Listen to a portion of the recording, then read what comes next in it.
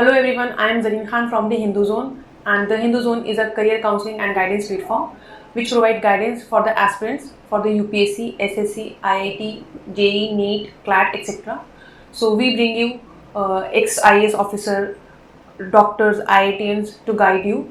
Today we have Preeti Kumari with us. She has cleared UPSC exams for the year of 2021 and she has ranked 242.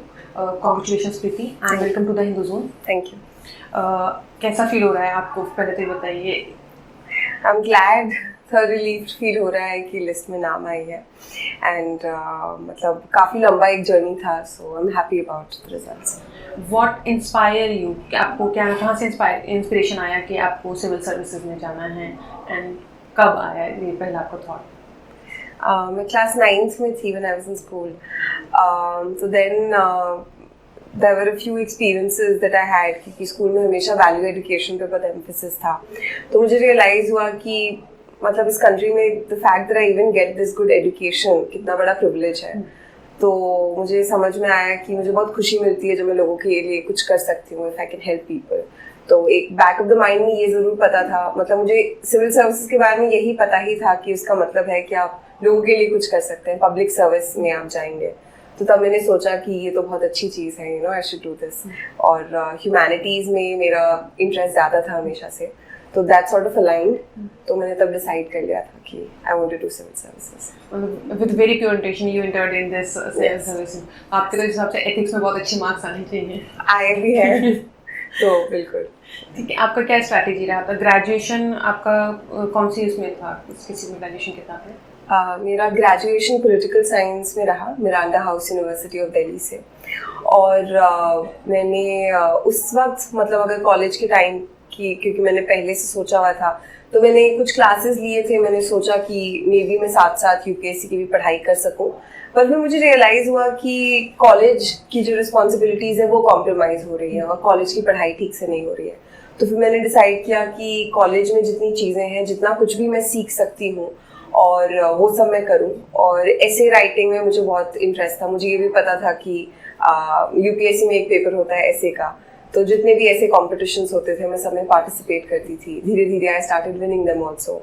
और writing मैंने अपनी improve की, expression मैंने अपना improve किया, दुनिया को समझने की मैंने कोशिश की. तो कॉलेज टाइम में तो ये सब कुछ था. और आपने कम्प्लीटली कब से स्टार्ट करना शुरू कर दिया था यूपीएससी का? इसके लिए कोई कोचिंग से कोई हेल्प ली, कोई गाइडेंस ली? 2017 में ग्रेजुएशन के बाद मैंने शुरू कर दिया था. मैंने पहले अपने 2 अटेम्प्ट्स में कोई जीएस के क्लासेस नहीं लिए थे. 3rd अटेम्प्ट में क्योंकि एक एग्जर्शन भी आ गया था और समझ नहीं आ रहा था कि अब कैसे आगे वो करें, तो मैंने कुछ क्लासेस लिए. वहाँ पे क्लासेस से ज़्यादा टेस्ट्स में वेरी हेल्पफुल. एक रेगुलर टेस्ट होता रहता था, फीडबैक लूप बना हुआ था, तो तब मैंने कुछ क्लासेस लिए थे. आपने कहा ये आपका 3rd अटेम्प्ट है? ये मेरा 4th अटेम्प्ट था. ओके. पिछले 3 अटेम्प्ट्स में कोई ऐसी मिस्टेक्स आपने की हो जिससे you are learning and you want to share कि ये वाली मिस्टेक्स से मैंने धीरे धीरे, मतलब I learn from the mistakes और everyone should avoid these mistakes? पहले 3 अटेम्प्ट्स में मैंने प्रीलिम्स ही नहीं क्वालिफाई किया था. तो मुझे भी पता था और सब लोग यही कहते थे कि जिस दिन तुम्हारा प्रीलिम्स हो जाएगा तो मेंस तो कर दोगी, क्योंकि मेंस मेरा एक स्ट्रॉन्ग पॉइंट था. बट द थिंग इज कि प्रीलिम्स की स्ट्रैटेजी ऐसी होनी चाहिए कि प्रीलिम्स को समझना पड़ता है पहले. और it's not just about knowledge. उस नॉलेज को तो बिल्कुल लाना ही है, बट उसके आगे भी there are different things that need to be done. तो मैंने उन सारी चीज़ों पे इस अटेम्प्ट में काम किया. 3rd अटेम्प्ट में भी मेरा बॉर्डर लाइन था. पेपर 1 मैंने 0.5 मार्क्स से मिस किया था और पेपर 2 में भी, लेकिन 6-7 नंबर कम थे. तो CSAT पे भी मैंने 4th अटेम्प्ट में काम किया. तो इस अटेम्प्ट में व्हाट वाज डिफरेंट वाज कि पेपर 1 में मैंने एम्फसाइज तो वही किया कि पास्ट ईयर क्वेश्चंस करो. मैं मॉक्स कुछ दिए मैंने, और कंसेप्चुअल क्लैरिटी, रिविजन्स, वो सारी चीज़ें रहो. उसके साथ साथ the number of questions I was attempting, I increased it. अलग अलग लोगों के लिए अलग अलग चीज़ें होती हैं. कुछ लोग कम क्वेश्चंस अटेम्प्ट करते हैं बट एक्यूरेसी बहुत अच्छी होती है, तो दैट वर्क्स फॉर देम. तो मेरे लिए व्हाट वाज वर्किंग इज कि मैं बहुत ज़्यादा नंबर ऑफ क्वेश्चंस अटेम्प्ट करूँ. मैं 100 के आसपास करती थी और मेरे हमेशा 120 के आसपास सारे मॉक्स इन पास्ट ईयर्स में आने लगे थे. तो फिर that is something that I did. तो वो करके मैंने प्रीलिम्स क्वालिफाई किया. तो प्रीलिम्स को लाइटली नहीं लेना है. It's not just a qualifying examination. आज के डेट में one of the most difficult stages prelims ही बन गया है. एंड पर्टिकुलरली ऑल्सो CSAT में भी बहुत ज़्यादा मेहनत करने की ज़रूरत है पास्ट ईयर्स करके, और अगर मैथ्स कमज़ोर है तो मैथ्स पे काम करके, कॉम्प्रिहेंशन प्रैक्टिस करके। तो ये चीज़ मैंने सबसे बड़ी चेंज की कि प्रीलिम्स से और भी बहुत ज़्यादा एम्फसाइज किया। आपने कहा कि आपका 3 अटेम्प्ट में आप प्रीलिम्स नहीं क्लियर कर पाई थी, तो एक सेल्फ डाउट या स्ट्रेस या एक प्रेशर सा क्रिएट होता होगा ऑब्वियसली, तो उससे आपने कैसा मतलब मैनेज किया, उसको कैसे हैंडल किया कि 3 बार प्रीलिम्स नहीं निकला, फिर टचवुड उसका सीधे आपने यूपीएससी क्लियर कर दिया। तो जो लोग का ऑलरेडी 2 बार प्रीलिम्स अगर वो फेल कर गए हैं, मतलब क्लियर नहीं कर पाए, I should not use the word fail, लेकिन इसके लिए जो ये मेंटल स्ट्रेस होता है उसके लिए आप कैसे अपने आप को इंस्पायर रखते थे कि वो आग नहीं बुझे? मेंटल स्ट्रेस तो बहुत था, एक वैक्यूम सा बन जाता था हर फेलियर के बाद, क्योंकि उससे पहले लाइफ में कभी फेलियर देखे ही नहीं थे, तो पहली बार ऐसे हो रहा था और बार बार हो रहा था।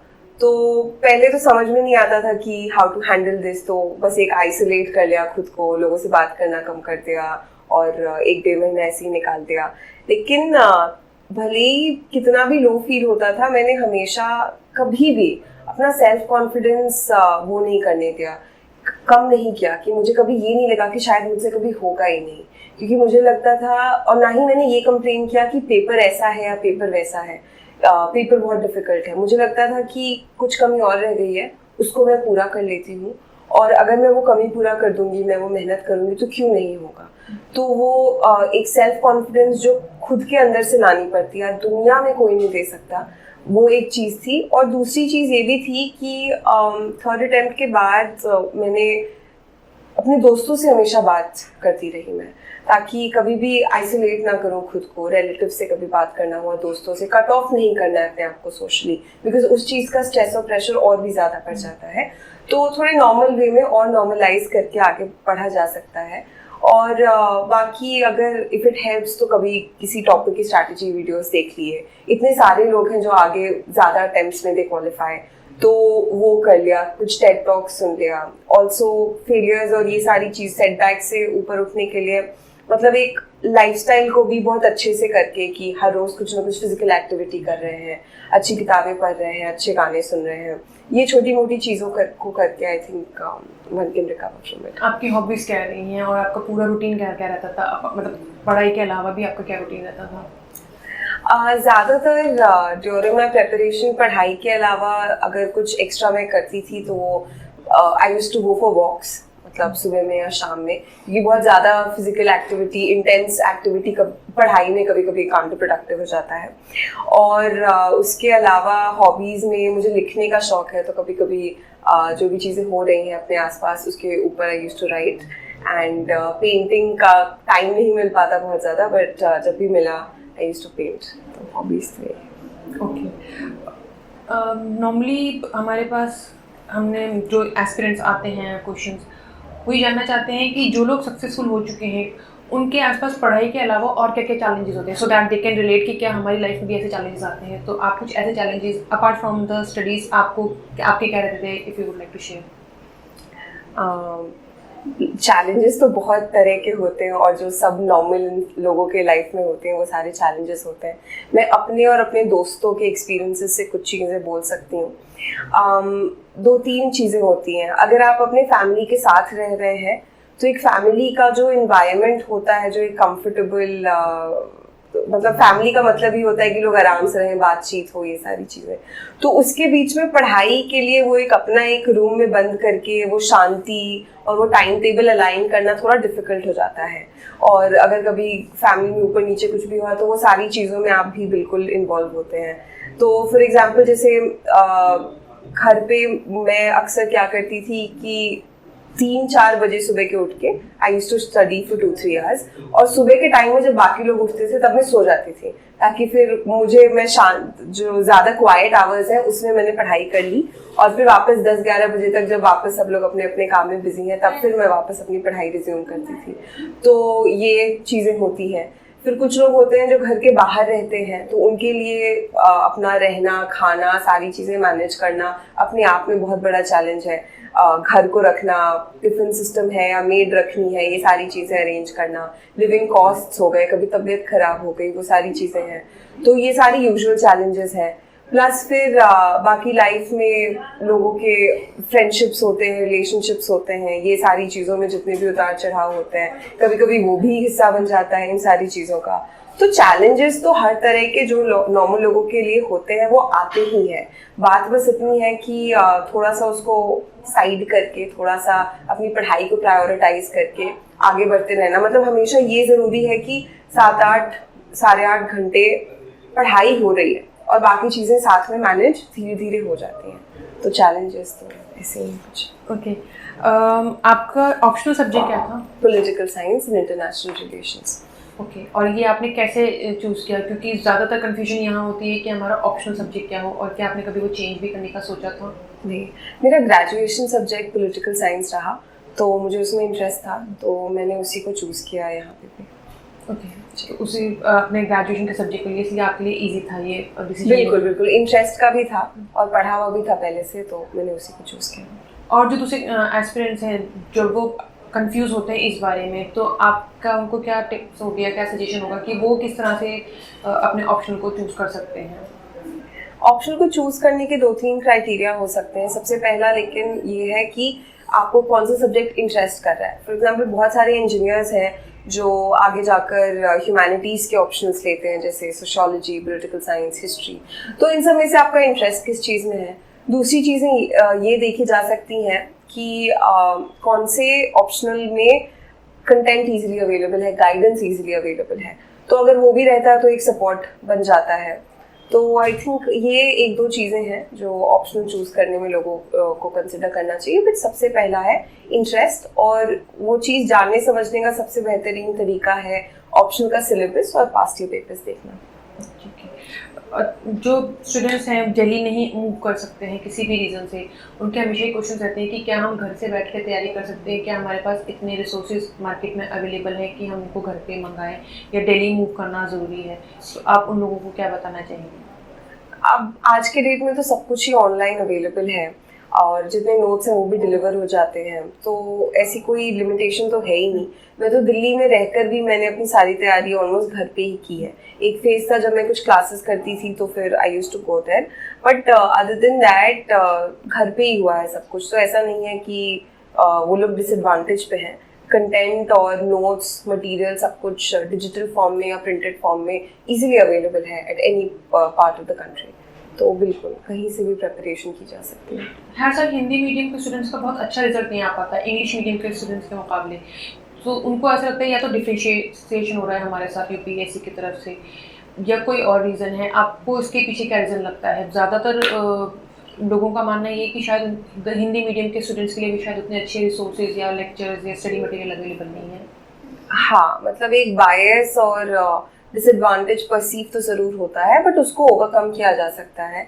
फॉर एग्जांपल इस साल भी बहुत सारे हिंदी मीडियम से स्टूडेंट्स ने बहुत बढ़िया किया है एंड सिलेक्ट हुए हैं अच्छे रैंक के साथ, तो वो लिमिटेशन ओवरकम कर सकते हैं। और प्रॉब्लम इस चीज़ में है कि कंटेंट इजीली अवेलेबल नहीं है। टेस्ट सीरीज अक्सर कहीं कहीं पे हिंदी में नहीं होते हैं, बट आई थिंक जो मेजर कोचिंग इंस्टीट्यूट्स के अगर आप टेस्ट देने जा रहे हैं तो वहाँ हिंदी में भी अब टेस्ट होते ही हैं और मेजर रिसोर्सेज हिंदी में अवेलेबल है, तो ढूंढना जाए तो आई थिंक पॉसिबल है। और मे बी अगर जैसे ऑप्शनल वगैरह में भी ये चीज़ देखा जा सकता है बिफोर चूजिंग द ऑप्शनल की क्या उसका कंटेंट हिंदी में भी अवेलेबल है या नहीं। आपको अपनी पूरी जर्नी के टाइम किसी ऐसा लगा कि मेंटर की ज़रूरत है, या इस तरह की लाइक जब आप स्ट्रेसफुल हुए या गाइडेंस की ज़रूरत हुई, कंटेंट कहाँ से चाहिए, तो इसके लिए आप मतलब किस तरह के रिसोर्सेज की तरफ आपने हेल्प लिया है? मैं आई थिंक लकी थी इस हिसाब से क्योंकि I did find some mentors. There were 3-4-5 people जो लोग एक तरह से सपोर्ट गाइड कर रहे थे अलग अलग चीज़ों में। Somebody was sort of helping with prelims का कैसे क्या करना है, मेंस के आंसर राइटिंग में, ये सब कुछ।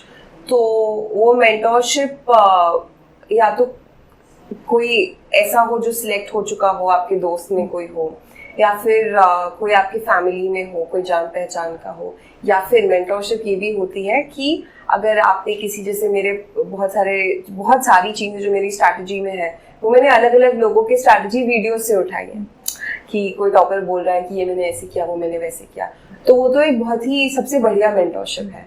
तो उस तरीके का मेंटोरशिप आई थिंक हर कोई एक्सेस कर सकता है और बिल्कुल करना चाहिए, बिकॉज ये एग्ज़ाम इतना वास्ट है, तो वो सपोर्ट तो उस तरह से चाहिए ही होता है। आप लोग देख रहे हैं कि प्रीति खुद बता रही हैं कि इस तरह की वीडियोस आप लोगों के लिए बहुत यूज़फुल होती हैं, तो प्लीज़ अपने टॉपर्स को बहुत ध्यान से सुनिए।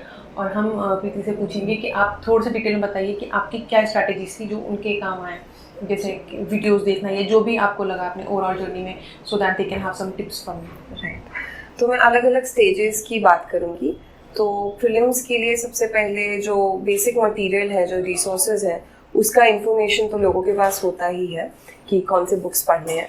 उसमें पहली चीज़ ये है कि कॉन्सेप्ट्स को समझना है, इंटरनलाइज करना है कि अच्छा ठीक है, फंडामेंटल राइट्स ये हैं, इसका मतलब क्या है, रेलेवेंस क्या है, ज्योग्राफी में ये चैप्टर है, इसका क्या मतलब है, इसका क्या इम्पोर्टेंस है। तो वो सारी कॉन्सेप्ट्स को इंटरनलाइज करना, एक कहानी समझना हर सब्जेक्ट के पीछे, बिकॉज मुझे लगता है पर्सनली कि हर चीज़ के पीछे एक कहानी होती है। हिस्ट्री भी अगर आप पढ़ रहे हैं तो उसमें फैक्ट्स आप स्पेक्ट्रम से सिर्फ पढ़ रहे हैं, उससे आपको एग्जामिनेशन नहीं क्लियर होगा जब तक आपकी स्टोरी क्लियर नहीं है। तो सबसे पहली चीज़ वो होती है, वो मैंने उस पर काम किया। दूसरी चीज़ ये होती है कि एक बार कॉन्सेप्ट समझ लिए तो पास्ट ईयर्स के थ्रू ये आइडेंटिफाई करना कि कौन से सेक्शंस हैं या कौन सी चीज़ें हैं जिस पे क्वेश्चंस पूछे जा रहे हैं, और फिर उन चीज़ों पे फोकस करके उसको रिवाइज करते रहना, पढ़ते रहना। तो ये चीज़ थी। और उसके अलावा आफ्टर अंडरस्टैंडिंग कि ये सब पढ़ना है, कैसे पढ़ना है, पढ़ लिया, उसके आगे है टेस्ट देना। तो टेस्ट्स में जो सारे इंस्टीट्यूट्स के मार्केट में मॉक्स होते हैं, कुछ वो दिए जा सकते हैं, पर सबसे इम्पोर्टेंट होता है पास्ट ईयर क्वेश्चंस। तो पिछले 8, 9, 10 साल के एक बुक आती है दिशा पब्लिकेशंस की, जिसमें 26 साल के पास्ट ईयर क्वेश्चंस थे। तो मैंने उसके सारे चैप्टर्स कर लिए थे एंड कई बार मैं उसको पढ़ती रिवाइज करती थी, क्योंकि वो बहुत ही ज़्यादा हेल्प करता है। अपार्ट फ्रॉम दिस फिर एक होता है एग्जाम रूम स्ट्रैटेजी। वो सबसे इम्पॉर्टेंट चीज़ होती है। मैं जब पीछे देखती हूँ तो मुझे लगता है कि वो एक मिसिंग लिंक था in for me not qualifying my prelims पहले। तो उस एग्जाम रूम स्ट्रैटेजी के लिए ये आइडेंटिफाई करना है कि कितने नंबर ऑफ क्वेश्चंस आपका स्वीट स्पॉट है, ताकि वो हमेशा आप सेफ मार्जिन में रहेंगे। फॉर एग्जाम्पल मैंने थर्ड अटेम्प्ट में समथिंग अराउंड 80-85 क्वेश्चंस मैंने फाइनल पेपर में अटेम्प्ट किया था और मेरे मार्क्स बॉर्डर लाइन थे।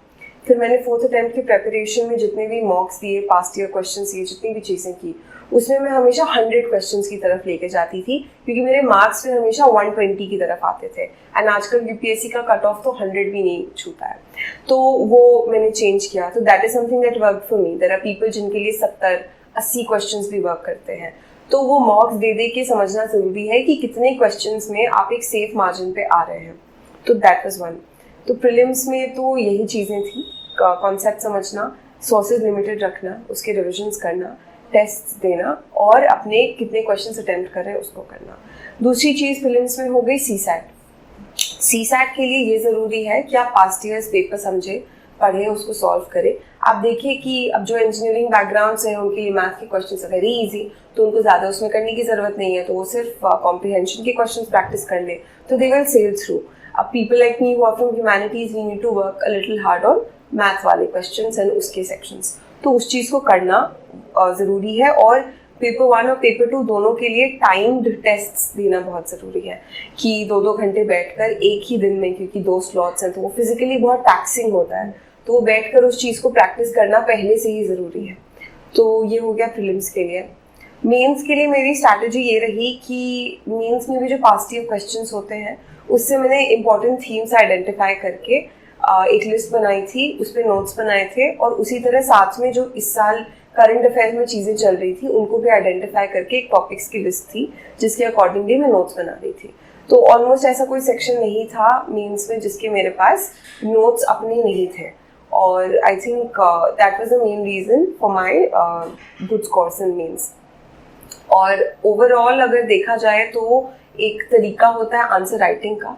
आंसर राइटिंग में एक तो बेसिक टेम्पलेट होता है, इंट्रोडक्शन, बॉडी, कंक्लूजन, वो चीज़ों को भी फॉलो बहुत लोग नहीं करते हैं। इंट्रोडक्शन बॉडी लिख दिया, कंक्लूजन नहीं लिखा तो मार्क्स नहीं मिलते हैं।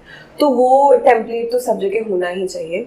और उसके अलावा आंसर्स को जीएस में पॉइंट्स फॉर्मेट में लिखना ज़रूरी होता है, मल्टी डायमेंशनल पॉइंट्स लिखें, वैल्यू एडिशन कुछ ना कुछ करना चाहिए, जैसे कुछ मैप बना दिया, कुछ डायग्राम बना दिया, ऐसी चीज़ें, तो इससे मार्क्स बेटर बनते हैं। और पेपर कंप्लीट करने की प्रैक्टिस, क्योंकि ये भी अपने आप में चैलेंज होता है कि 3 घंटे में बैठकर आप वो 20 क्वेश्चन ख़त्म करें। बहुत लोग आराम से लिखते हैं। कोई मुझे एक दिन कह रहा था कि मुझे एक क्वेश्चन लिखने में 15 मिनट, आधे घंटे लगते हैं, तो आप उतना टाइम नहीं दे सकते। वो टाइम कम कैसे होगा? प्रैक्टिस से। तो जीएस में तो रफली यही होता है। जीएस 1 की अगर मैं बात करूं तो जीएस 1 में जितने टॉपिक्स हैं उसके मैंने नोट्स वगैरह बनाए थे। उसके माइक्रो स्ट्रैटेजी आई थिंक एक डिटेल्ड, अगर कभी कुछ हो तो फिर then we can discuss, but रफली यही सारी चीज़ें थी। ऑप्शनल में मेरा एम्फेसिस था सारी चीज़ों को, सारे कॉन्सेप्ट्स एंड चैप्टर्स को समझना सबसे पहले, और दूसरा ऑप्शनल में बहुत ही एक प्रिडिक्टेबल सा पैटर्न होता है, पास्ट ईयर क्वेश्चंस बहुत इंपॉर्टेंट हो जाते हैं, तो उसके थ्रू चीज़ों को रिवाइज करते रहना। और आंसर्स में हमेशा स्कॉलर्स को कोट करना, अगर डायग्राम पॉसिबल है तो डायग्राम, मैप्स पॉसिबल है तो मैप्स, इन सारी चीज़ों को करके मैंने ऑप्शनल का भी सब कुछ किया था।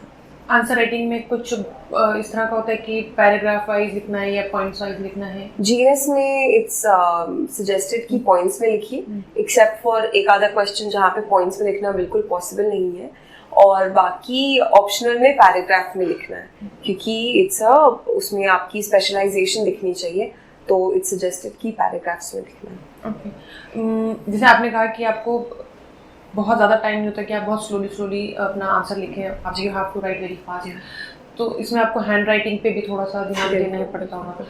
कुछ स्टूडेंट्स होते हैं जिन्होंने एक्चुअली पढ़ा इंग्लिश में होता है but still they are not very comfortable with the English, और कुछ सब्जेक्ट्स उनके ऐसे होते हैं कि वो हिंदी में भी नहीं पढ़ सकते। वो इस बीच में कन्फ्यूजन में रहते हैं कि क्या हमें बहुत इंटेलेक्चुअल इंग्लिश लिखनी पड़ेगी या ग्रामेटिकली हमें हमेशा परफेक्ट होना पड़ेगा, इस तरह का कुछ होता है? नहीं, इंग्लिश सिंपल होनी चाहिए। ग्रामेटिकल एरर्स थोड़े कहीं पे आई थिंक उतना नहीं मैटर करता, पर जैसे अगर ऐसे का पेपर है उसमें कोशिश रहनी चाहिए कि ग्रामेटिकल एरर्स नहीं हो। और बाकी वेदर इट्स ऐसे और all the papers, the language has to be very simple, and I think basic grammar भी सीखा जा सकता है, तो उसमें एरर्स बहुत मिनिमाइज किए जा सकते हैं। ठीक है। आपके स्टडिंग आवर्स क्या थे? आप कितने घंटे पढ़ती थी रोज? मेरा एवरेज वही आई थिंक 8.5 आवर्स थे, और देयर वर फेजेस जहाँ पे मैक्स टू मैक्स 10 साढ़े 10 घंटे क्लोजर टू एग्जाम्स। यूपीएससी में एक्चुअली काफ़ी एस्पिरेंट्स होते हैं जो प्लान करके इसे रुक जाते हैं कि बहुत वास्ट सिलेबस है, और उसको देख के शायद वो बैक ऑफ कर जाते हैं या फिर नर्वस हो जाते हैं। तो इस सिलेबस को कैसे कवर किया जाए, और करंट अफेयर्स को कैसे उसके नोट मेकिंग भी होती होगी, तो इस सब के बारे में बता दी। करंट अफेयर्स, नोट मेकिंग, और ये इतना वास्ट सिलेबस है, इसको एक लिमिटेड टाइम में कैसे कंप्लीट करना है? सिलेबस को लिमिटेड टाइम में करने का सबसे बेहतरीन तरीका यही है कि ये समझना कि आपके रिसोर्सेज क्या होंगे और उसको लिमिट करना कि अच्छा ठीक है, हिस्ट्री है तो मैं इस बुक से करने वाली हूँ। और दूसरी चीज़ ये कि पास्ट ईयर्स क्वेश्चन को अच्छे से पढ़ते रहना, देखते रहना, समझते रहना, ताकि उसमें से समझ में हमेशा आ जाता है कि अच्छा इसमें से तो इतना ही पूछेंगे, इसी डेप्थ में पूछेंगे, कुछ टॉपिक्स पे ज़्यादा फोकस होगा, कुछ पे कम, तो it's very easy to sort of comprehend it that way. तो इससे जो है आप समझ में आता है कि ये सिलेबस दिखता ज़रूर बहुत वास्ट है लेकिन मैनेजेबल है, आपके पास टाइम भी होता है एक अटेम्प्ट देने के लिए, ऑलमोस्ट 1 ईयर ऑफ प्रेपरेशन, तो बिल्कुल उसमें डिस्ट्रीब्यूट करके मैनेज किया जा सकता है। और दूसरी रही बात नोट मेकिंग की, नोट मेकिंग बहुत ज़रूरी है ताकि रिविजन्स बहुत ईजीली हो सके, specially closer to the exam. और नोट मेकिंग खुद से वो लिखने में और वो सारी चीज़ों में एक रिटेंशन भी बेटर हो जाती है, तो it's totally suggested to do it. अलग अलग लोगों के लिए अलग अलग तरीके होते हैं, कुछ के लिए डिजिटल, कुछ के लिए ऑफलाइन, कुछ लोग उसको हाईलाइट ही कर लेते हैं, वहीं पे स्टिकी नोट्स लगा देते हैं, वो भी उस तरह से इट वर्क्स। तो अपना एक स्वीट स्पॉट सबको ढूंढ लेना चाहिए कि ऐसे, मतलब इस एग्ज़ाम से पहले भी जब स्कूल कॉलेज में पढ़ाई की है तो जो आपने सबसे अच्छा किया है, तो तब कैसे पढ़ाई करके रिविजन किया, तो उस चीज़ को समझ के सॉर्ट ऑफ रेप्लिकेट कर सकते हैं नोट मेकिंग में। जैसे जो एक अप्रोच आपके लिए पहले काम करता था, वही अप्रोच अभी भी काम कर सकता है। तो नोट मेकिंग में ये हो गया। और करंट अफेयर्स में एक तो रही बात कि न्यूज़पेपर्स वो हर रोज़ करना है, द हिंदू और कुछ लोग इंडियन एक्सप्रेस का, उनके भी कुछ पेजेस पढ़ते हैं। तो फिर वो न्यूज़पेपर आपको एक तरह से कनेक्ट करके रखता है towards every event that is happening in the world, तो वो ज़रूरी है। और उसके साथ साथ या तो कुछ डेली करंट अफेयर्स कुछ इंस्टीट्यूट के आते हैं, या फिर कोई मंथली मैगजीन हो गई, तो वो आपको एक तरह से कंसोलिडेट करके सब कुछ दे देता है, तो आप उसको कंसिस्टेंटली रिवाइज करते रहें और पढ़ते रहें। तो करंट अफेयर्स इसी तरह से मैनेज हो जाता है। ठीक है। It will be too early to talk about interviews, but still interview में आपका डैफ किस तरह से तैयार किया आपने, और उसके रिगार्डिंग आपके क्वेश्चंस किस तरह के थे इंटरव्यू में? डिटेल एप्लीकेशन फॉर्म में जो बेसिक एजुकेशनल बैकग्राउंड था, उन सब चीज़ों के बारे में मैंने लिखा था। मेरी हॉबीज़ के बारे में, अचीवमेंट्स, लीडरशिप पोजीशंस, वो सब कुछ लिखा था। तो फाइनल इंटरव्यू में questions, some of the questions वे आस्क्ड फ्रॉम द डैफ, कुछ क्वेश्चंस वे asked from my educational background, optional से कुछ क्वेश्चंस पूछे थे, कुछ चीज़ें मेरी जो अचीवमेंट्स थी उनसे पूछा गया था, और अदरवाइज कुछ एक आधा जनरल अवेयरनेस के क्वेश्चंस थे। तो क्वेश्चंस ऑलमोस्ट इसी सब चीज़ों में से आते हैं, आपके डैफ, ऑप्शनल और जो एजुकेशनल बैकग्राउंड है, और जितने भी कीवर्ड्स लिखे हुए हैं डैफ पे कि प्लेस ऑफ बर्थ, कौन से शहर में आप रहे हैं, पढ़ाई की है, आपके कॉलेज, इन सारी चीज़ों के ही अराउंड क्वेश्चंस पूछे जाते हैं। ठीक है। आप अपना थोड़ा सा फैमिली उसके बारे में बताइए, फैमिली बैकग्राउंड के बारे में, कि क्या फैमिली में कभी कोई सिविल सर्वेंट ऐसे कोई रहा है? नहीं, मेरी फैमिली में तो अभी तक तो नहीं थे। मेरे ग्रैंड पेरेंट्स जो हैं, both paternal and maternal, they been professors. दादाजी मेरे साइकोलॉजी के प्रोफेसर रहे हैं, और नाना जी मेरे इकोनॉमिक्स के प्रोफेसर रहे हैं। तो एक एकेडमिक जो चीज़ होती है वो तो शुरू से थी। पापा ने मेरी इंजीनियरिंग की, एंड अभी ही is working as a scientist in ministry of Jal Shakti, and my mother is a homemaker. तो फिर उन लोग का हमेशा से जितनी भी तरह से मटेरियल सपोर्ट रहता है वो सब कुछ था, और पढ़ाई के लिए वो पुश तो शुरू से था। तो माहौल was always conducive for this. Okay. Friends वगैरह के साथ आपका कोई कंपटीशन रहता था, या फिर हमेशा बहुत सपोर्टिव रहे हैं मतलब ड्यूरिंग द प्रिपरेशन? फ्रेंड्स तो आई थिंक मतलब one of the main reasons why I am here is because my friends have been a pillar of support to me. तो सपोर्टिव थ्रू आउट रहे हैं। College के दोस्त, या मैंने कुछ बहुत ही अच्छे दोस्त सिविल सर्विसेज के प्रेपरेशन में बनाए हैं, और लोगों को लगता है सिविल सर्विसेज में सब बस एक दूसरे से कम्पीट कर रहे हैं और यहाँ तो दोस्त बन ही नहीं सकते। बट ये जो दोस्ती थी जो फेलियर में भी साथ में रही है, और आज सक्सेस में भी हम लोग सब साथ में हैं, तो ये तो बिल्कुल एक लाइफ लॉन्ग गिफ्ट है, ये एक्चुअल अचीवमेंट है आई थिंक मेरी लाइफ की। तो कंपटीशन मैं नहीं कहूँगी एग्जैक्टली, क्योंकि कभी कभी उसको नेगेटिवली परसीव किया जाता है, लेकिन एक चीज़ ज़रूर थी कि एक दूसरे से सीखने के लिए बहुत सारी अपॉर्चुनिटीज़ थी। जैसे मेरी जो सबसे क्लोज फ्रेंड है वर्तिका, तो वो जब मेरे बगल में बैठती थी, वो आंसर्स लिखे या वो नोट्स भी लिखे तो बहुत स्पीड में लिखती थी। तो मतलब मैं उसके पास जब बैठी, मुझे लगता था मुझे भी अपनी स्पीड और इंक्रीज करनी चाहिए, बिकॉज वो मुझसे इतना फास्ट लिख रही है। तो फास्ट लिखना is one of the important things for means. तो फिर मेरे और कुछ दोस्त थे, कुछ वो वैल्यू एडिशंस करें अपने आंसर में, तो वो मैं उनके वहाँ से पिकअप कर लूँ। मेरा एक दोस्त है सिद्धार्थ, जो अभी फॉरेन सर्विसेज में है, वो प्रीलिम्स के जितने पेपर्स, मॉक्स टेस्ट ये सब होते थे, उसमें वो हमेशा 99-100 क्वेश्चन अटेम्प्ट करता था। तो उस चीज़ को करने का कॉन्फिडेंस मैंने उस अप्रोच से पिकअप किया। तो वो सब कुछ सीखने को तो इतना कुछ मिलता है, तो उसके लिए हमेशा ओपन रहना चाहिए। एंड मुझे ये रियलाइज़ हुआ है कि एक बढ़िया पीयर ग्रुप जो आपके ही जितना कमिटेड है इस एग्जामिनेशन के लिए, इस प्रोफेशन के लिए, वो बहुत हेल्प करता है in finally making it to the list. एक सवाल जो बहुत देर से मैं पूछ रही हूँ कि आई थिंक मुझे बहुत शुरू में पूछना चाहिए था कि इस बार 3 लड़कियों ने टॉप किया है यूपीएससी में, तो हाउ आर यू फीलिंग? क्योंकि आप 9 से ही यू रियलाइज कि हाँ इस मतलब नेशन को बहुत ज़रूरत है कि हम लोग एक्चुअली में गवर्नमेंट में आके फिर काम करें। तो बीइंग वुमेन आपको कैसा लग रहा है कि 3 लड़कियों ने टॉप किया है इस बार, एंड हाउ इट इज़, ये अगर फीमेल पॉपुलेशन हमारी यूपीएससी में बढ़ जाती है तो किस तरह के चेंजेस आपको लगता है कि आएंगे सोसाइटी में? रिप्रेजेंटेशन तो बहुत ही ज़्यादा ज़रूरी है। आइडियली इट शुड बी 50%, और जो कि अभी भी एक फार फेच ड्रीम है। तो वुमेन का इस एग्जामिनेशन को टॉप करना, क्वालिफाई करना अपने आप में एक मैसेज देता है कि women, girl child is not a burden. आप उस परसेप्शन को चेंज करने में और ब्रेक करने में बिल्कुल हेल्प करता है, क्योंकि गांव घर में पूरे देश में लोग देखेंगे कि अच्छा नहीं, इस एग्जामिनेशन को कौन टॉप कर रहा है, वुमेन कैंडिडेट्स। मुझे याद है क्लास 11th में थी मैं, और हम लोग लोकसभा गए थे फॉर हम लोग को एक मतलब बच्चों को लेके जाते हैं कभी कभी, तो बाहर लाइन में थे तो मैंने देखा एक लाइन और खड़ी है, उसमें बंद गला पहने लोग थे और लड़कियां साड़ियों में। तो आई रियलाइज ये लोग सब सिविल सर्वेंट्स हैं, ये अपने ट्रेनिंग के पार्ट में यहाँ आए हैं। तो मैंने पूरी लाइन देखी आगे से पीछे, और मैं बस देख रही थी यहाँ तो सारे लड़के हैं, and there were just 3, 4, 5 women. तो तब मैंने उनमें से एक से पूछा भी था, एक ऑफिसर से, कि sir why are there not enough women here, because I would have like to see more women. So he just gave me an answer, you know, we're trying and the representation is increasing over the years. तो आज अगर वो representation इतनी और बढ़ी है और इतनी और clearly दिख रही है, तो it's a matter of great joy for the country. Surely. Let me check few questions which we have got from the like जो हमारे रहते हैं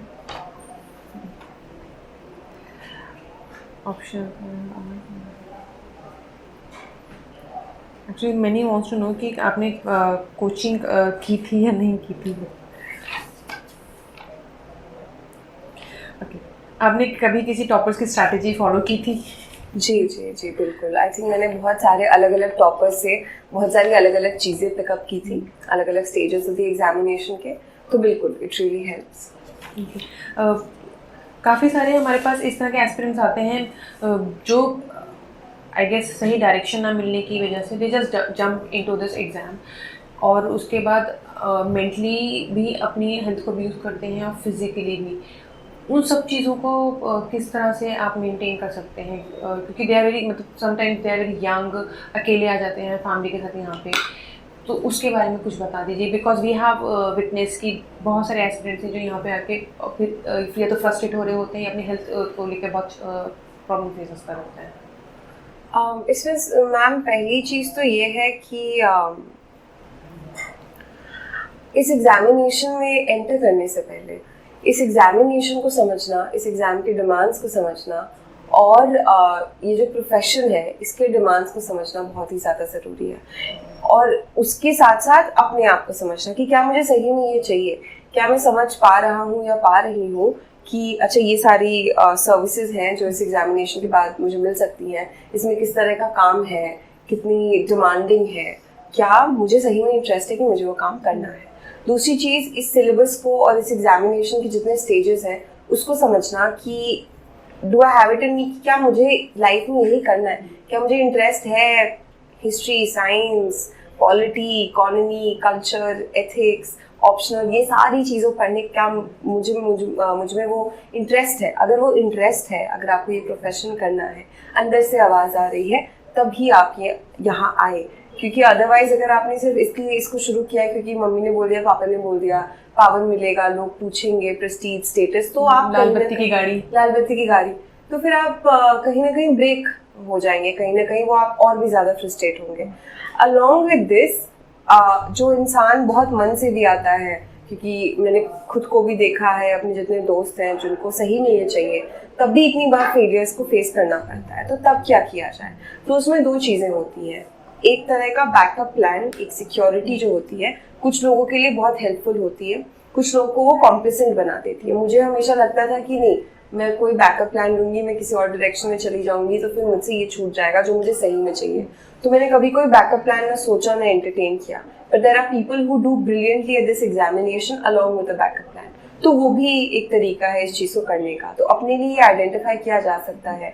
मास्टर्स करने का मन हो तो मास्टर्स कर ले, साथ में इसको प्रिपेयर करते रहे, या कोई जॉब अगर ज्वाइन करनी है तो उसके साथ अगर आपको लगता है आप ये मैनेज कर सकते हैं तो बिल्कुल कर लेना चाहिए, ताकि आपका मेंटल हेल्थ, आपका फिजिकल हेल्थ, वो सब कुछ सही रहे। आप अपने आप को संजो के रखें। अपना एसेंस ही अगर छूट जाएगा इस एग्जाम के चक्कर में तो what kind of an officer are you going to become.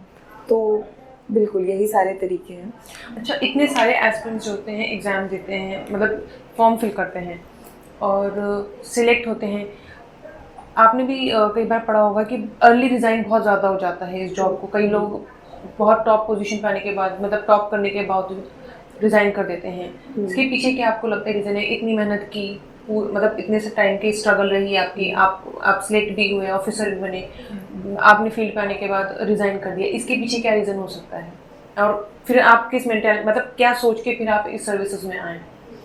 दो चीज़ है मैम। एक तो ये कि एक पर्सनल चॉइस भी होता है, मतलब इतनी बड़ी लाइफ है, आप कुछ लोग बंद के नहीं रहना चाहते कि मुझे बस यही करना है। तो आई प्रोफेशन में कुछ साल काम किया, नहीं मजा आया, मूव ऑन। तो दैट्स ऑल्सो वन थिंग, वो बिल्कुल एक ओपन चॉइस है। और दूसरा मैम आई थिंक ये है कि जो लोग बिना इस एग्जाम और प्रोफेशन को समझे हुए शायद इस चीज़ का प्रेपरेशन शुरू कर दिया and they worked hard, they cleared, but अंदर से तो शायद ये नहीं चाहिए था, घर वालों के लिए या किसी और के लिए कर रहे थे, कुछ एक्सटर्नल रीजन की वजह से कर रहे थे, तो उनको डिसोनेंस होने लगता है कुछ टाइम में। तो that's also one of the reasons why they resign. Okay, अभी 5 तारीख को प्रीलिम्स हैं, बहुत सारे एस्पिरेंट्स तैयारी कर रहे हैं। अभी हमारे साथ काफ़ी लोग जो जुड़े हैं, दे हैव क्लियर्ड यूपीएससी, मगर again they are preparing for prelims, कुछ अच्छी रैंक्स के लिए। जो लोग फर्स्ट टाइम प्रीलिम्स कर रहे हैं या जिनका नहीं निकला है, उनसे आप लास्ट टाइम पे क्या क्या चीज़ें अवॉइड करने को कहेंगे कि अभी इस टाइम पे ये चीज़ें बिल्कुल नहीं करनी चाहिए और ये चीज़ें कर लेनी चाहिए? कोई भी नया रिसोर्स नहीं उठाना चाहिए इस टाइम पे, और जितनी चीज़ें हो चुकी हैं उसी को रिवाइज करते रहें, देखते रहें। जो स्ट्रैटेजी और अप्रोच मॉक्स में रखा था, जिससे ढंग के मार्क्स आ रहे थे, उसी को रेप्लिकेट कर लेना चाहिए संडे को। और इसके साथ साथ थोड़ा अपने आप, मतलब एग्जामिनेशन को अपने ऊपर हावी नहीं होने देना है। आपके पास जितना नॉलेज, कंटेंट, जितनी चीज़ें हैं, उन सारी चीज़ों से आप जाके वहाँ पे बहुत अच्छे से प्रीलिम्स हैंडल कर सकते हैं। तो वो कॉन्फिडेंस बहुत ज़रूरी है। बहुत सारे लोग अभी स्ट्रेस में आ जाएंगे, या तो स्ट्रेस में पढ़ाई छोड़ देंगे लास्ट के 1-2 दिन, या फिर सोचेंगे कि अगला अटेम्प्ट दे देंगे, या फिर उस दिन जाके घबरा जाएंगे। तो घबराना नहीं है, अपनी प्रेपरेशन पे कॉन्फिडेंस रखना है एंड उस दिन जाकर कामली जो क्वेश्चंस आए उसको अच्छे से कर लेना है। उस दिन के लिए जितनी चीज़ें लेके जानी है उसको अभी रेडी करके अलग रख ले।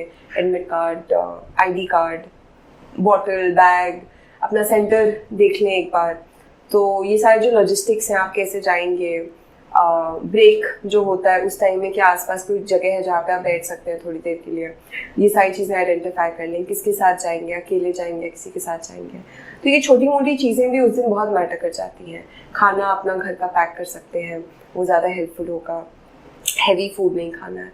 तो ये छोटी मोटी चीज़ें अभी के लिए तो यही टिप्स है, because most of the work is already done.